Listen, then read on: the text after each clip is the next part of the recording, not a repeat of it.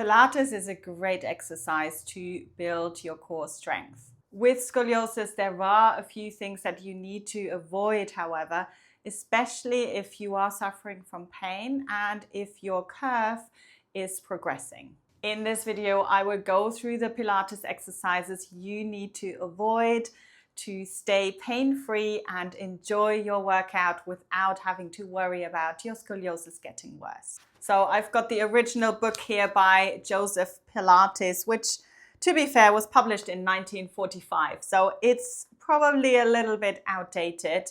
And in a lot of Pilates classes, you won't exactly see the exercises as they were maybe taught in this book. However, if I'm looking through this book here, there's still a few things that I see in Pilates classes.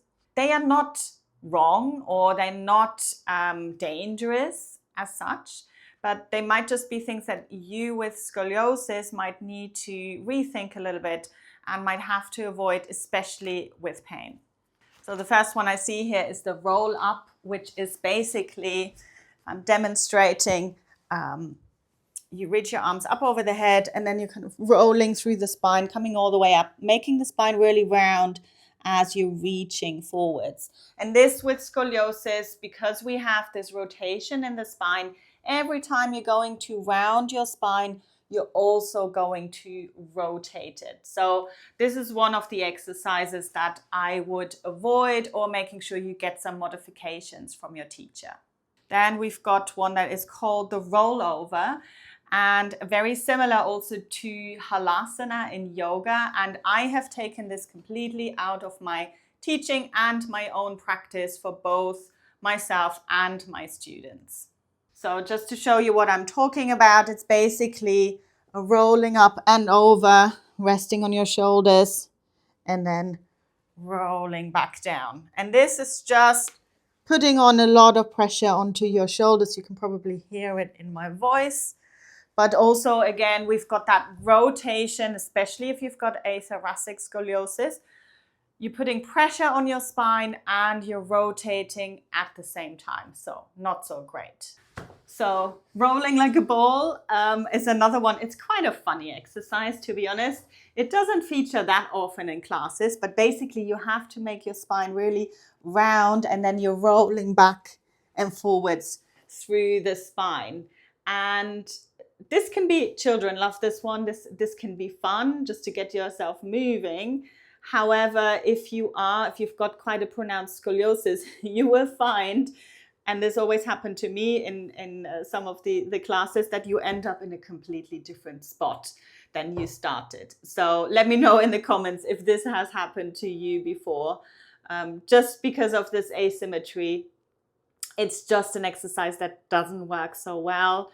And we're going into that flexion with the rotation. Not so great for scoliosis. There's definitely other things that are much better. Then we've got something called the corkscrew. Now, I don't know if I can actually demonstrate this one. This looks really tricky to me. So it starts a little bit like the rollover. So we're rolling up and then we're actually adding a twist. I don't think I can do this, twisting to the side.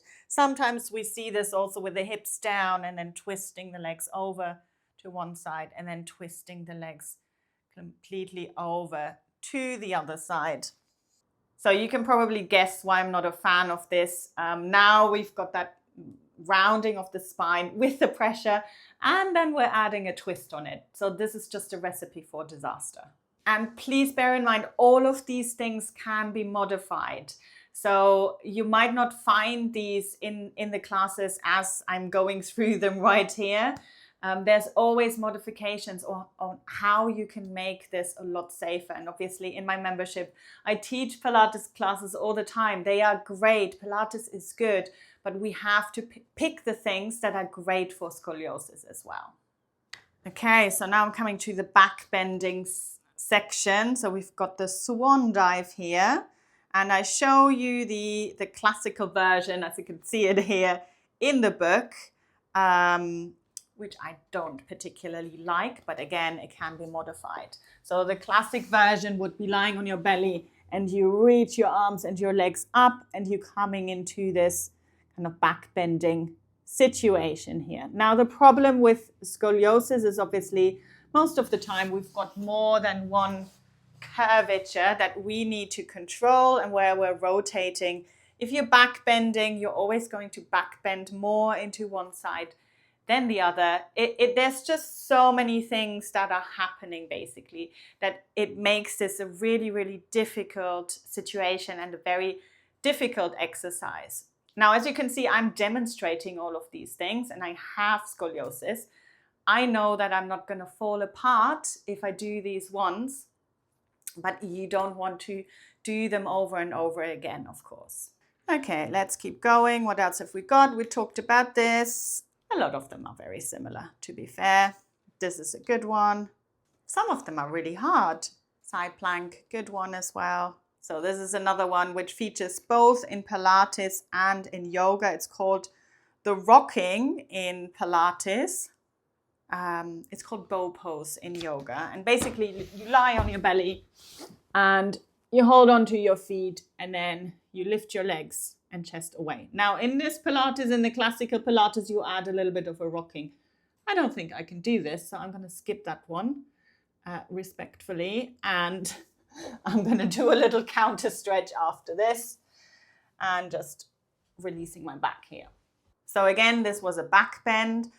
A lot of us with scoliosis also have hypermobile joints. So if you are very flexible in your lower back, I would stay away from that one because again, this is just something that is just going to cause a lot more instability. So these were kind of the main ones from the classical repertoire.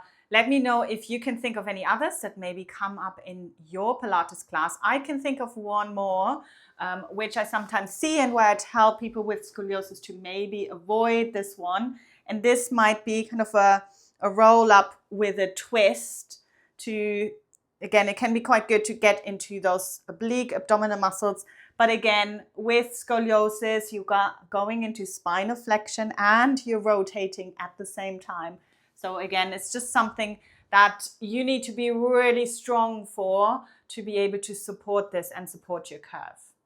And of course, it's not just Pilates that we should be concerned about with scoliosis, but there's also yoga and any types of other exercises, maybe just going to the gym. So I have created a free do's and don'ts lists for you when it comes to exercise with scoliosis, and you can download this right here.